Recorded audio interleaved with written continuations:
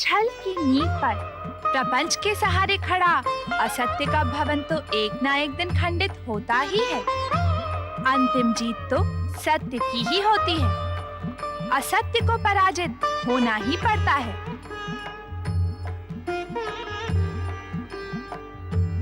हे त्रिशक्तियों की प्रतीक देव देवेश्वरी भगवती संतोषी, तुम तो रहस्यों की भी रहस्य हो। परंतु तुम्हारे लिए तो मैं तुम्हारी बहन हूँ। तुम दोनों की पुकार पर ही तो मुझे आकार प्राप्त हुआ है। आकार तो शरीर को प्राप्त होता है, आत्मा तो अजन्मी और अविनाशी है। हम इस सत्य को जानते हैं कि तुम्हारी अजन्मी और अविनाशी आत्मा परमात्मा की प्रतीक है। हे परमात्मा की प्रतीक बहन संतोषी, तुम्हारी रहस्यमय भाषा हमें तनिक भी समझ में नहीं आई।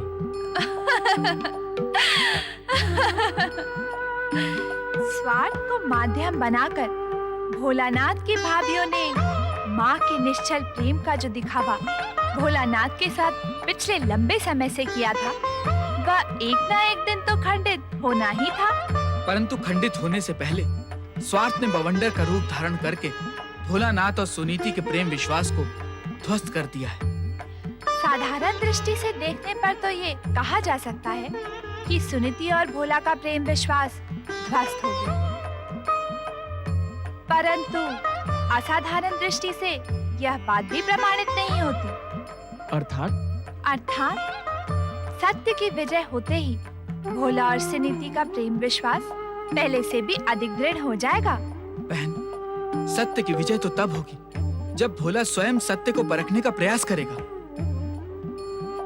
भोला को तो अपनी भाभियों पर आवश्यकता से अधिक विश्वास हो गया है। सत्य की प्रेरणा मिलते ही भोला का अपनी भाभियों पर अधिक विश्वास भी खंडित हो जाएगा, तभी सत्य की विजय होगी। सत्य की विजय के पश्चात भोला और सुनीति का जीवन प्रेम और विश्वास से दृढ़ होकर क्या सभी से सम्मान प्राप्त करेगा? सम्मान तो अवश्य ही प्राप्त करेगा, परंतु कहते कहते आप रुक क्यों गई? मैं भविष्य के पृष्ठों की भाषा पढ़ने लगी। अब वो समय दूर नहीं जब सत्य की विजय के साथ भोला को अनेक बदलती हुई परिस्थितियों का सामना करना पड़ेगा। अर्थात का अर्थ जानने के लिए तो भोलानाथ के भविष्य की प्रतीक्षा करनी होगी भैया शुभ।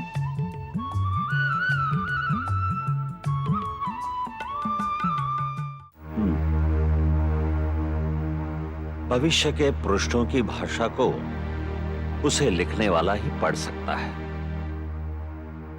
हम तो साधारण मानव हैं। कल की क्या कहें बेटा, हम तो ये भी नहीं जानते कि अगले क्षण क्या घटेगा। कभी कभी तो ऐसी स्थिति हो जाती है बाबा कि जानने पर भी ना जानने की इच्छा होती है। जानने पर भी न जानने की इच्छा?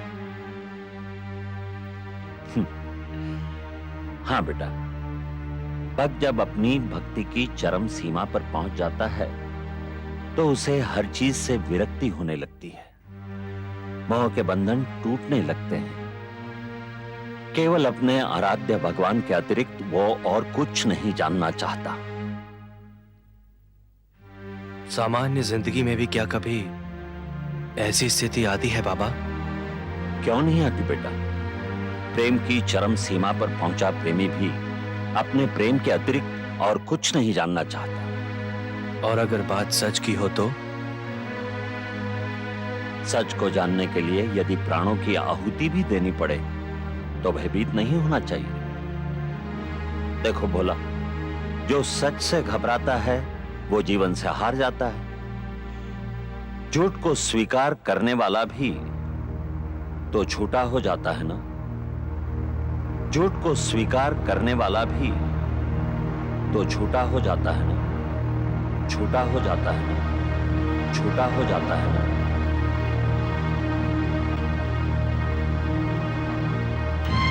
क्या हुआ? कहां जा रहे हो बेटे? अब तक जिस बात को प्रमाणित करने से घबरा रहा था उसे ही प्रमाणित करने जा रहा हूं।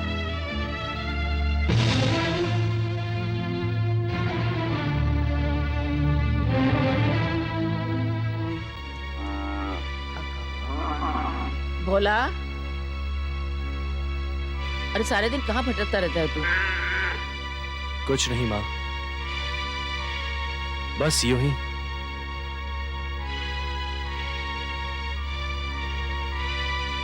अरे यूं ही क्या? हाँ, तुझे पता है ना वैकुंठ बाहर गया हुआ है। तुझे अपने भाई के साथ काम में हाथ बटाना चाहिए। सुनीति कहाँ है माँ? ये मेरे प्रश्न का उत्तर नहीं है। तू समझता क्यों नहीं बेटी? आखिर कब तक काम से जी चुराता रहेगा? तेरे कारण उस बेचारी फूल सी बच्ची की दुर्दशा हो रही है। क्या हुआ माँ?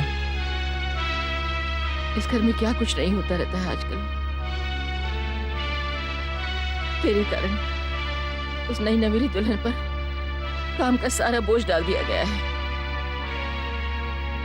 आज पूरा दिन समय नहीं मिला उसे कंधे थापने का। वो कंधे थापने गई है। तू ठहर जा, मैं बुलाती हूँ उसे। उसे अपना काम करने दो माँ। अच्छा,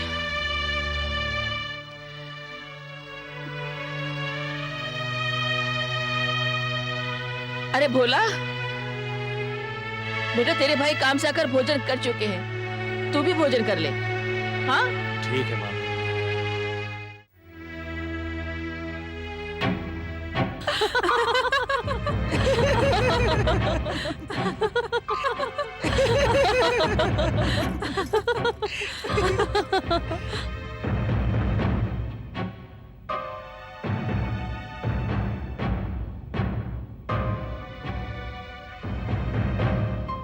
अरे बड़ी भाभी, उस निकट्टू भोलानाथ की थाली भी सजा दे।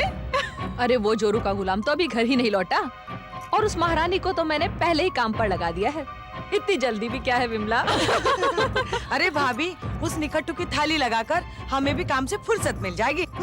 हाँ हाँ, उसकी थाली लगाना तो सबसे जरूरी काम है, क्योंकि माँ जी की आँख का तारा जो है। हाँ, लगा दे लगा दे। चले चलो।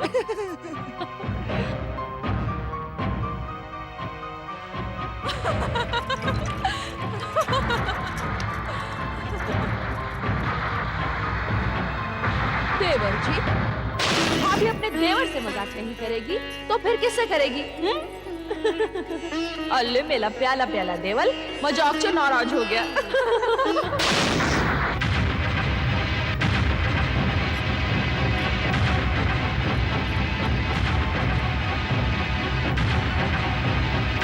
अरे देवर जी, आज मैंने तुम्हारे लिए खास सब्जी बनाई है।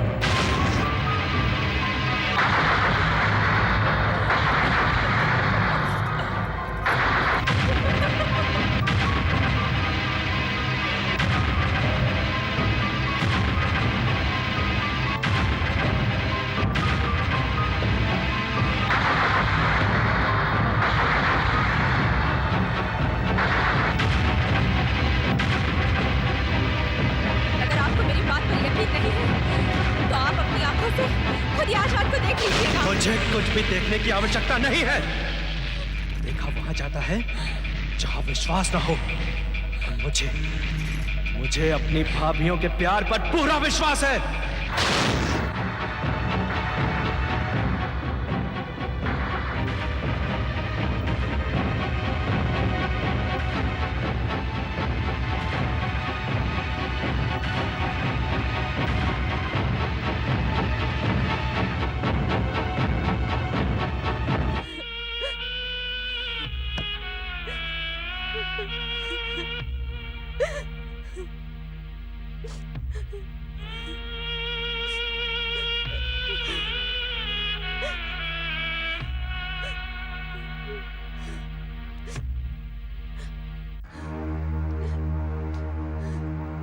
सुनीति, माँ, आप इस वक्त यहाँ क्यों आई? बेटी भोला आ गया है, तुम भी चलकर खाना खा लो।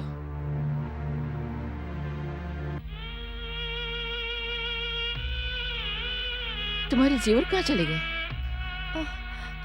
जेवर, वो इन सब कामों में जेवर खराब हो जाते हैं ना, इसलिए मैंने उतार कर रख दिए। तुम सचमुच पंडित हृदयनाथ की बेटी हो, कभी किसी की शिकायत नहीं करोगी। तुमने जेवर उतारे नहीं, उतार दिए गए हैं। माँ, आप तो ऐसे ही परेशान हो रही हैं। ऐसी कोई बात नहीं है, और मुझे घर का काम करना बहुत अच्छा लगता है। अपने घर का काम करने में कोई बुराई नहीं बेटे, लेकिन इस तरह किसी का हुक्म मानना। तुम चलो मेरे साथ।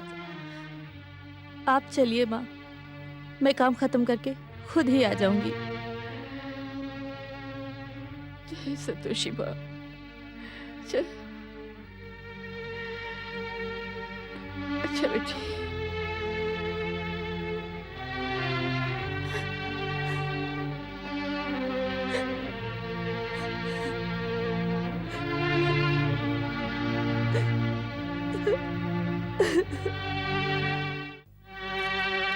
रुक जाओ बड़ी भाभी, आज तुम्हारी सच्चाई मेरे सामने आ गई है। क्या बात है मेरे प्यारे प्यारे देवर जी, आज तुम्हारी आवाज बड़ी तल्ख लग रही है। बहुत जोरों से भूख लग रही है मेरे बेटे को। माँ बनने का ढोंग करने वाली तुम भाभियों का असली चेहरा देखकर मुझे नफरत हो गई है। अरे माँ माँ होती है, और कोई भी दूसरी औरत किसी बच्चे की सच्ची माँ नहीं हो सकती। क्या बात है भोला, तू कहना क्या चाहता है? वही जो आज से बहुत पहले कह देना चाहिए था मुझे। आज तक मैं तुम लोगों के झूठ और फरेब को सच मानता रहा, लेकिन तुमने क्या किया? तुम सबने माँ बन के छला है मुझे। अरे माँ के नाम को कलंकित किया है तुमने। हर रोज तुम मुझे जूठन खिलाती रही। भोला, कानों की सुनी पे मैं विश्वास नहीं करता, परंतु आंखों की देखी को कैसे झुठला दूं मैं बड़ी भाभी? मेरे धर्म के साथ अधर्म करने वाली भाभियों, माता संतोषी तुम सबको कभी क्षमा नहीं करेगी, कभी क्षमा नहीं करेगी, कभी क्षमा नहीं करेगी।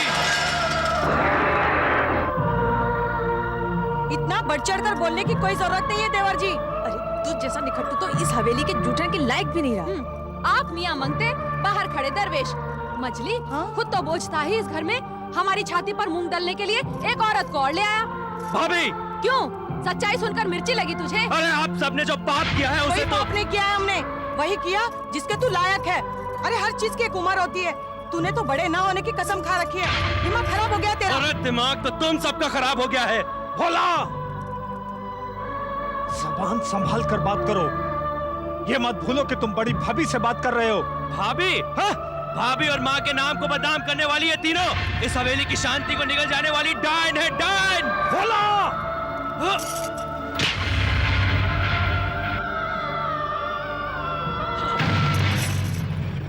आपने मुझे मारा? हमारा मारा तुझे थप्पड़। तू थप्पड़ खाने के लायक ही है। मुफ्त की रोटी और माँ के लाड प्यार ने तुझे बर्बाद कर रखा है। अरे हाथ पर हाथ धरकर मालपुए खाने की आदत पड़ गई है इसे। लेकिन भोला, अब हम तुम्हें और मालपुए नहीं खिला सकते। मतलब मैं तुझे समझाती हूँ, आज के बाद हमारी मेहनत की कमाई पर तुझ जैसे निखट्टू गुलछरे नहीं उड़ा सकते। तुम्हें घर छोड़ के चला जाऊं? हाँ?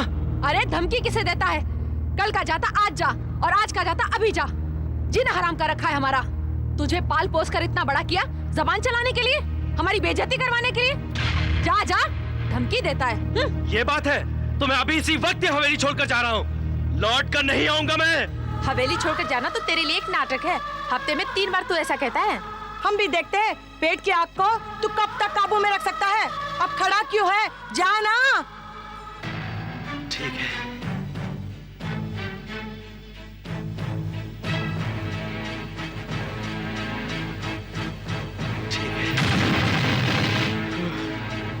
ठीक है।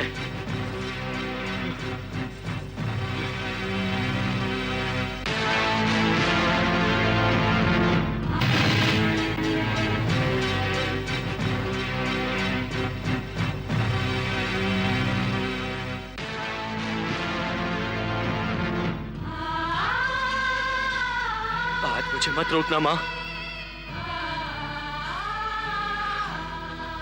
ये फैसला तुझे बहुत पहले कर लेना चाहिए था बेटी। क्या तुझे अपनी माँ के दूध का वास्ता है? आज रोते हुए जा रहा है, कल हंसते हुए वापस आना।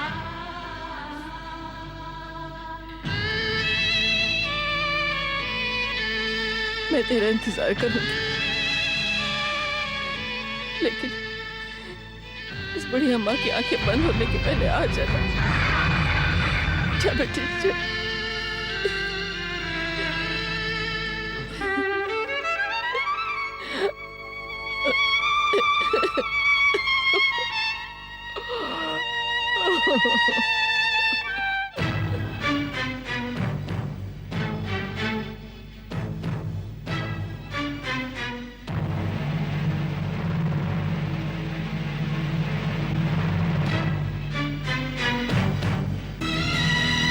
सुनीति,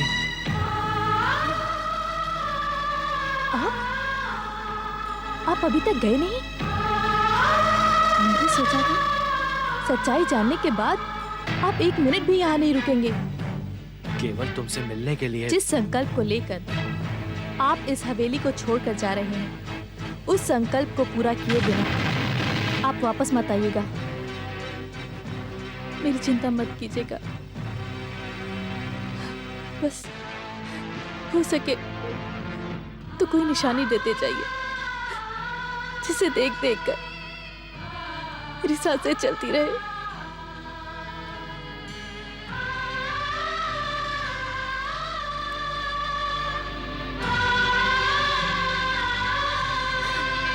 आज मुझे इस बात का आभास हो गया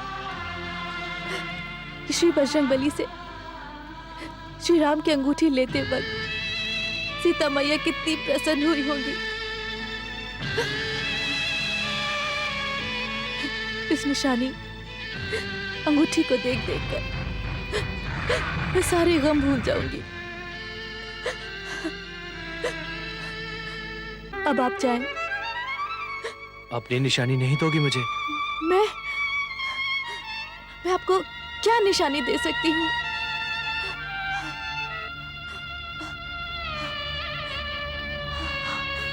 हाँ, गौ माता के गोबर में अद्भुत शक्ति होती है।